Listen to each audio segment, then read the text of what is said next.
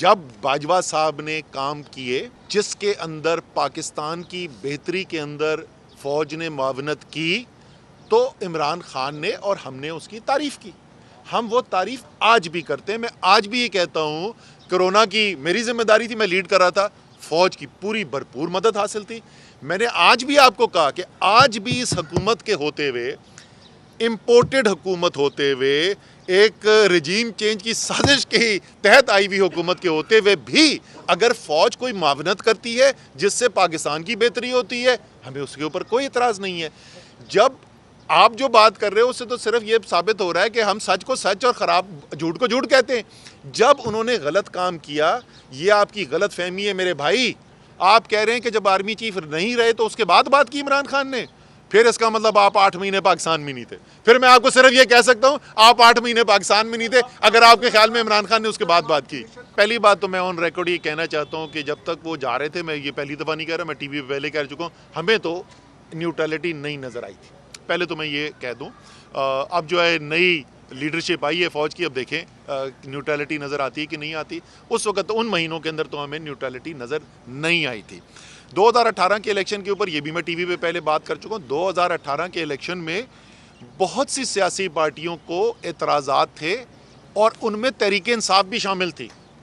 آپ سندھ میں ذرا جا کے پوچھیں نا لوگوں سے, سیاستدانوں سے پوچھیں, آف ایئر پوچھنا, آن ایئر ان میں سے پتہ نہیں کتنوں میں ہمت ہوگی بات کرنے کی نہیں, ذرا ان سے پوچھیں کہ کدھر فون کالیں آ رہی تھی, کہاں جانے کے لیے, کون تحریک انصاف میں آنے کے لیے, پریس کانفرنس کے لیے آنے کے لیے آدھے رستے میں پہنچا ہوا تھا, فون کال آئی کہ آپ نے نہیں جانا ہے تحریک انصاف کے لیے, آپ الگ بیٹھے. 2018 کے الیکشن کے اندر شکایات صرف ایک طرف کو نہیں تھی, دونوں طرف کو شکایت تھی. فوج جو ہے ایک نان پارٹیزن جس کو کہتے ہیں کہ کوئی ایک پولیٹیکل سائٹ کی, ایک پولیٹیکل پارٹی کی حمایت نہیں, بلکہ ملک کی حکومت جو ہے اس کی حمایت کرنے کے لیے, یا اس کی حمایت ٹھیک لفظ نہیں ہے, مدد کرنے کے لیے, ساتھ معاونت کرنے کے لیے کوئی اقدامات کر رہی ہے تو اس میں کوئی حرج نہیں ہے. انہوں نے کہا جی وہ آپ کے لیے کرتے تو ٹھیک ہے, ان کے لیے کرتے تو نہیں ہے. میں نے کہا یار جنرل باجوہ کا خود سٹیٹمنٹ ہے کہ امریکن جو ہے وہ جو حکومت کے ساتھ انہوں نے کہا ہے کہ پاکستان کو ہیلپ کریں. کبھی ہم سے کوئی بیان سنا کہ غلط کیا؟ ہمیں کوئی اعتراض نہیں ہے. ملک کی بہتری کے لیے, معاونت کے لیے کوئی اقدامات کریں, ہمیں کوئی اعتراض. یہ کتنے دکھ اور افسوس کی بات ہے کہ یہ سوال پوچھنے پہ لوگ مجبور ہو جائیں کہ یار اسٹیبلشمنٹ کے ساتھ تعلقات اچھے ہیں یا نہیں ہیں, اور اس اسٹیبلشمنٹ سے تعلقات کی بنیاد کے اوپر اگلی حکومت بن سکتی ہے کہ نہیں بن سکتی. جو بھی پاکستان میں 70 سال ہوتا رہا جی, وہ سب کو پتہ ہے. اس کی گواہی پچھلے چیف آف آرمی اسٹاف خود دے گئے ہیں. انہوں نے خود کہا کہ جی ہم سیاست کے اندر ملوث رہے ہیں, لیکن ساتھ ساتھ انہوں نے یہ بھی کہا کہ ہم یہ فیصلہ کر چکے ہیں کہ اب ہم سیاست کے اندر ملوث نہیں ہوں گے. تو ہماری سیاست جو ہے, ہم تو دیکھ رہے ہیں صرف پاکستان کے عوام کو.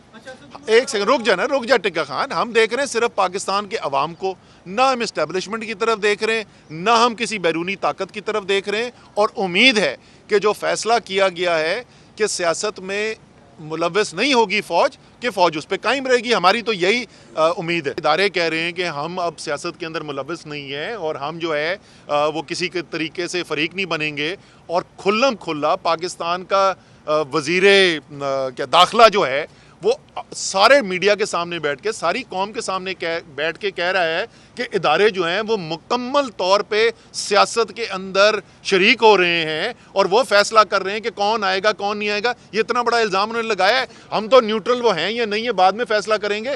رانا ثناء اللہ نے تو اعلان کر دیا کہ وہ نیوٹرل نہیں ہے. میرے خیال میں اس کا اداروں کو نوٹس لینا چاہیے.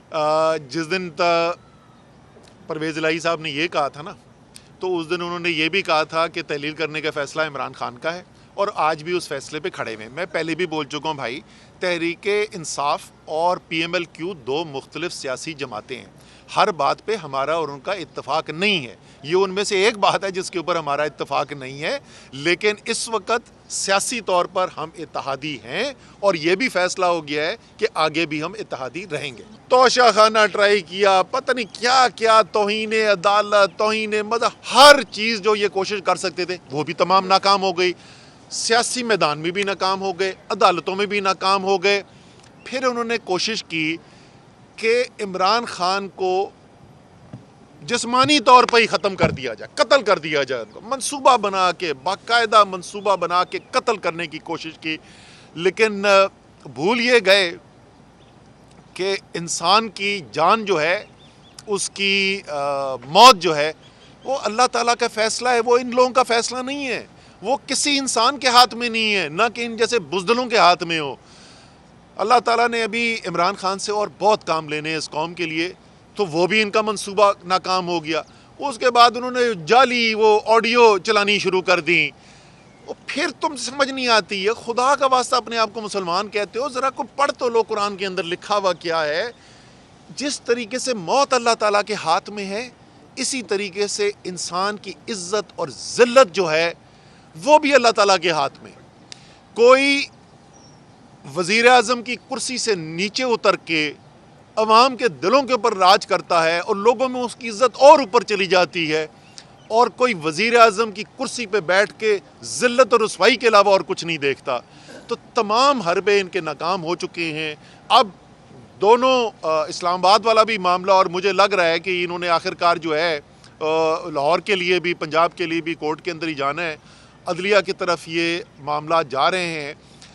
تو یہ پاکستان کے عوام ظاہر ہے اپنی عدلیہ سے امید رکھتے ہیں، اور جو بھی فیصلے کیے جائیں گے اس میں یہ تناظر جو ہے اس کو ضرور سامنے رکھا جائے گا، کیونکہ انصاف جو کیا جاتا ہے وہ انصاف صرف قانون کے لفظوں پر نہیں کیا جاتا، حالانکہ یہاں پہ تو لفظوں بھی کیا جائے تو اس میں بھی فیصلہ جو ہے ان کے خلاف ہی آئے گا، امپورٹڈ حکومت کے۔ ملک کے اندر ڈالرز کی کمی اور شارٹیج اس خطرناک حد تک پہنچ چکی ہے کہ باہر ہمارے سفارت خانوں میں جو لوگ بیٹھے ہوئے ہیں ان کو تنخواہیں دینے کے لیے ڈالر نہیں ہے ہمارے پاس، اور یہ موصوف جو ہیں کانپیں ٹانگنے والے، یہ کوئی 1.75 ارب روپے خرچ کر چکے ہیں اپنے دوروں کے اوپر۔ پاکستان کبھی کبھی یہ دورے کے اوپر آتے ہیں، ورنہ رہتے تو باہر ہی ہیں۔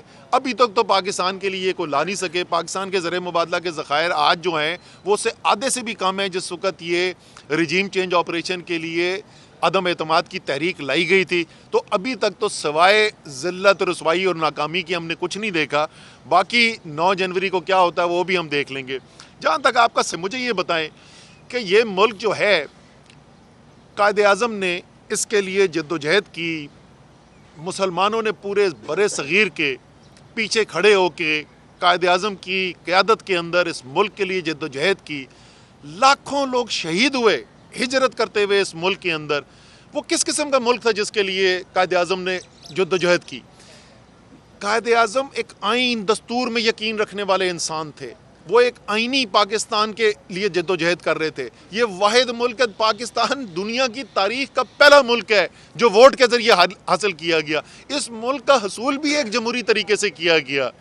مجھے یہ بتائیں کہ یہ ایک انتہائی افسوس کی بات نہیں ہے کہ آپ کو یہ سوال بھی پوچھنا پڑ رہا ہے، اور زیادہ افسوس کی بات یہ ہے کہ آپ جو سوال پوچھ رہے ہیں کوئی ذی شعور آدمی یہ نہیں کہہ سک رہا کہ آپ غلط سوال پوچھ رہے ہیں۔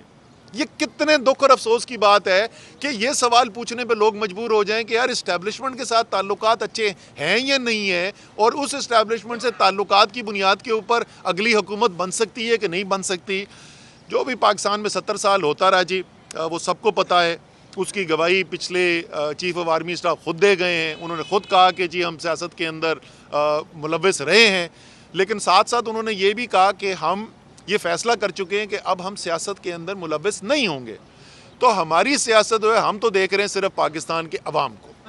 ایک سیکنڈ رک جا ٹکا خان، ہم دیکھ رہے ہیں صرف پاکستان کے عوام کو، نہ ہم اسٹیبلشمنٹ کی طرف دیکھ رہے ہیں، نہ ہم کسی بیرونی طاقت کی طرف دیکھ رہے ہیں۔ اور امید ہے کہ جو فیصلہ کیا گیا ہے کہ سیاست میں ملوث نہیں ہوگی فوج، کہ فوج اس پہ قائم رہے گی، ہماری تو یہی امید ہے۔